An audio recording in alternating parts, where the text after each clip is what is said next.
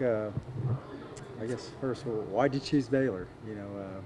What was it about Baylor? Yeah, so I broke my leg in December of 2020 at Louisiana Tech playing against TCU, and it's been a long road back, and I'm still kind of getting my feet back under me. And pretty much I had committed to another school, a Mountain West school, and to compete for the starting job. And I talked to Coach Bell, and it was just the opportunity was too good. I'm potentially getting into coaching, and from the state, obviously. So just being, I had a connection with Blake. I'd already known Blake, and we worked with the same quarterback coach. So the opportunity to help the room and get around this program and, seeing what they did last season, it was just an opportunity I couldn't pass up as a seventh-year kid who's already played a lot of football. So, yeah, it was just a great opportunity.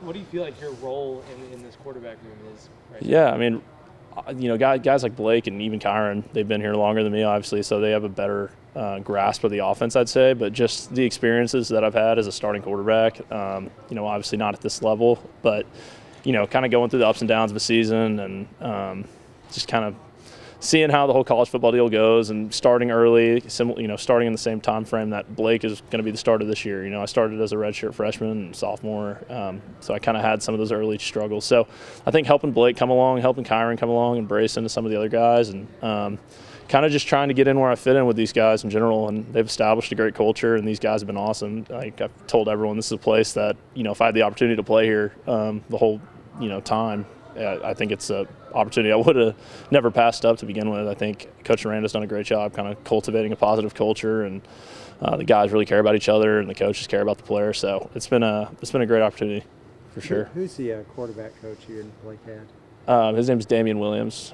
He's out in Dallas area, and and Blake's from Shreveport, and Louisiana Tech's only 45 minutes down the road. So I had a bunch of mutual connections to Blake. So we had worked out several times over the past year and a half or so, I guess prior to my leg injury. But I had seen him when I'd been injured and helped out with our QB guy, so kind of got to know him a little bit. You did get to play against Baylor a few years ago. Yeah. Was that odd at all? Well, the funny thing is I'm so old that most of these guys are already most of the guys are gone. I remember it was I think it was the second drive of the game. That was the first game of the season, my first full year as a starter.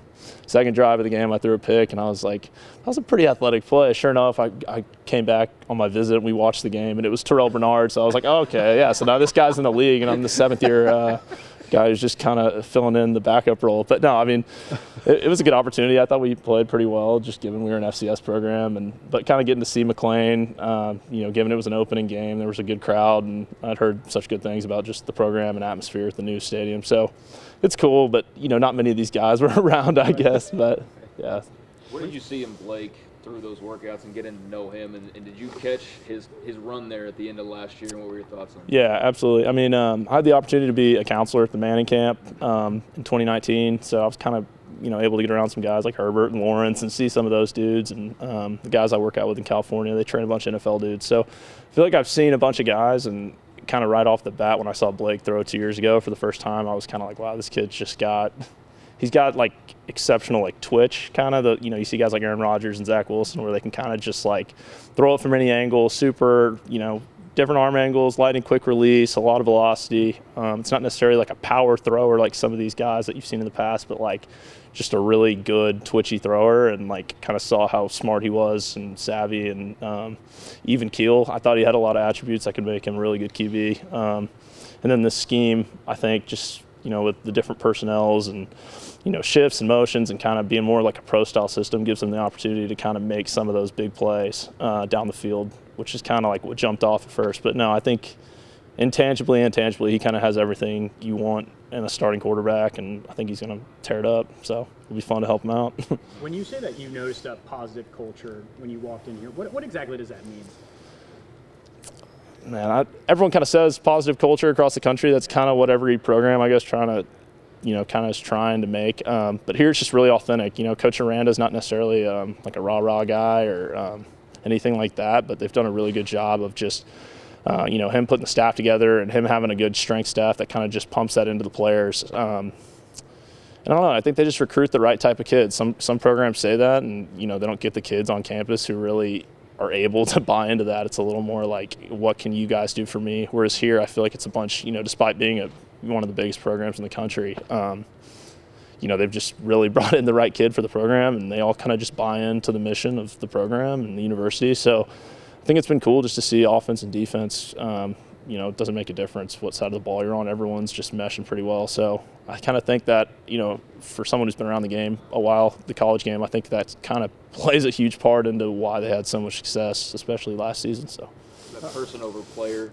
vibe, I mean, how important is that to a player to be recognized as more than just, hey, you're who I need right here in this moment? Yeah, I mean, it's huge. I think it's pretty easy to see through, in genuine people, I guess. And all these coaches across the board, I mean, you can't even think of one guy who's just kind of selling you, a bag of, dreams. Everyone is really honest and authentic and upfront, which I think the players can really buy into that. And from there, you can really have conversations that, lead to a lot of transformation. And I feel like that's why this program's, made a huge leap in the last year, just based on what I've heard being around here in a short time. And, throughout my own experiences, like I said, I think guys just buy into that mission, and, it's kind of less of just like a meat market and a little more like, hey, we care about you, and obviously we're going to try to make you the best player possible.